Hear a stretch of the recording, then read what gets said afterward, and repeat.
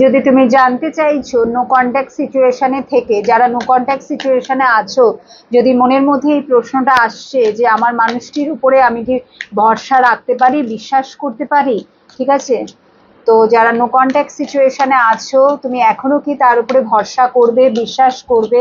So চলো দেখে নিচ্ছি কি আসছে। নো কন্ট্যাক্ট সিচুয়েশনে যারা আছো, তোমার মানুষটির উপরে তুমি কি ভরসা আর বিশ্বাস রাখতে পারো? হ্যাংম্যান, এটা কিন্তু চলবে, এই no contact situation, block situation, এগুলো কিন্তু চলবে, বাট সেই মানুষটির ওপরে তুমি কি আর আশা ভরসা রাখতে পারো, ভরসা করতে পারো, ট্রাস্ট করতে পারো তাকে? 4 অফ পেন্টিকলস, করতে পারো না। এখানে বলা হচ্ছে তোমার মানুষটি ভীষণ স্বার্থপর, সে আগে নিজেরটা গুছাবে, নিজের ভালো দেখবে, এবং সে তোমার জীবনে তখনই ফিরে আসবে যখন তার প্রয়োজন হবে তোমাকে, বিনা প্রয়োজনে সে তোমার জীবনে ফিরবে না।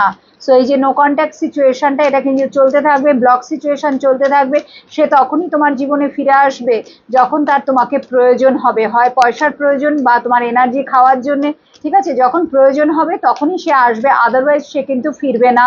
সো এই মানুষটি যদি ফেরো তাহলেও সেখানে সে কি করবে, আবার চলেই যাবে, তাই না?